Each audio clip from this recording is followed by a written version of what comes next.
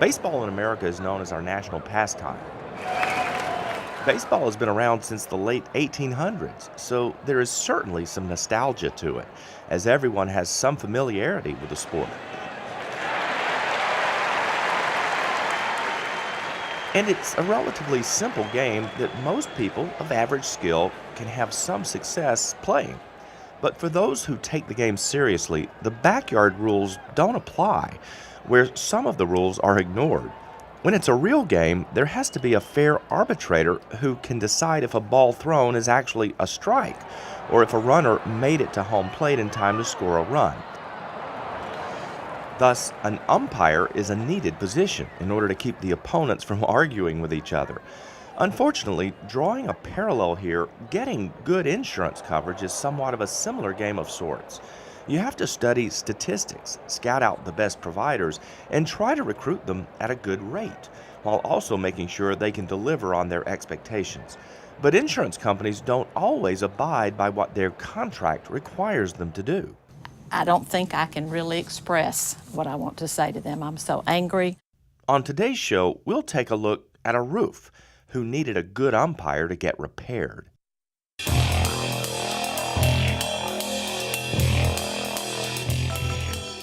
I'm Dale Cardwell, and this is our TrustDALE Investigates podcast we call This Could Happen to You, where our TrustDALE team puts the focus on stories that have impacted people just like you and me.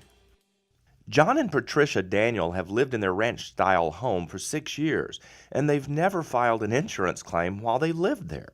They are now in their retirement and say they picked their insurance company partly because of the partnership they saw it had with AARP, the American Association of Retired People. It was reassuring to them to see AARP endorse The Hartford, a big insurance company that proudly says it treats people with respect and honor its commitments to customers. So we felt like that, was a good thing. But John Daniel is now questioning his decision to sign up with The Hartford. And I'm not so sure after my dealings with them that they're not more concerned with the profitability. You'll likely recall back in September of 2017, Hurricane Irma tore through the island of St. Thomas and flattened much of it. The images of completely destroyed homes, trees, and resort beaches were devastating. But the storm also went through Florida and up into Georgia, still packing some major winds. It was a pretty scary storm. I mean, I've I've been in wind that was that strong before, but not sustained winds. And I think it was the longest period of time that we've had 60-mile-an-hour plus winds that were sustained, since in my lifetime that I've seen that. Several shingles flew off their home's roof and into their yard. It didn't look too bad. The Daniels were grateful that a tree didn't smash into their home, and they felt lucky. They then contacted their insurance company, The Hartford, but after waiting about 10 days for The Hartford to fix their damage, the Daniels grew impatient and say they just decided on their own to hire a roofer their neighbors were using to make repairs.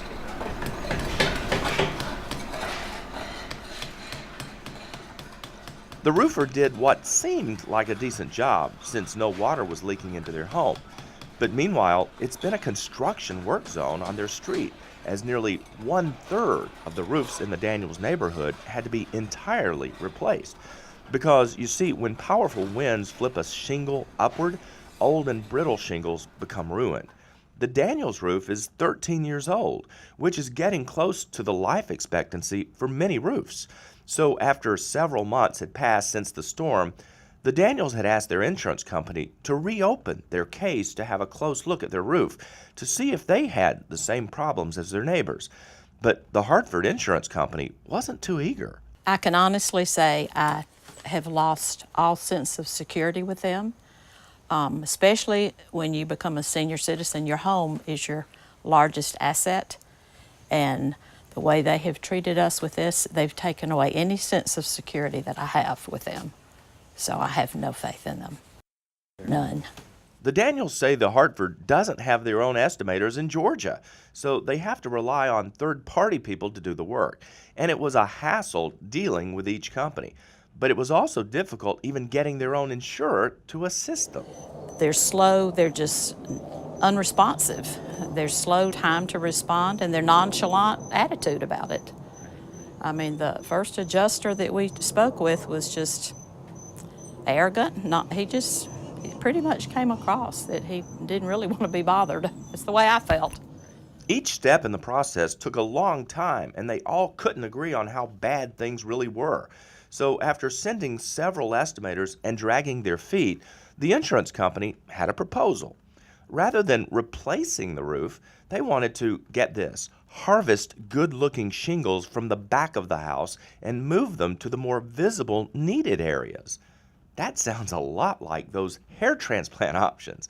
John isn't too thrilled. It makes no sense to take those damaged 13-year-old roof shingles and move them to the front. It doesn't make any sense, and we're not going to do that. When you move a shingle, it creates new damages from where the nail holes were located.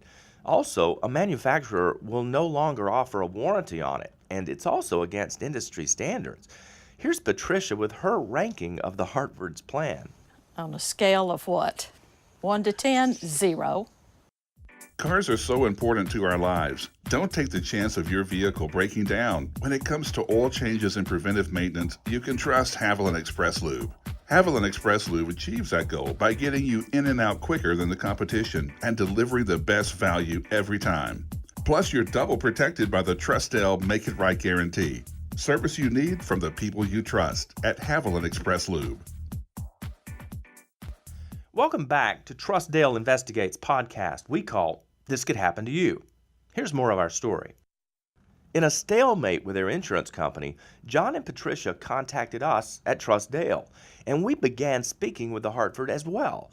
And we also experienced some of the same frustrations in dealing with them as the Daniels described. So we suggested the need for this guy.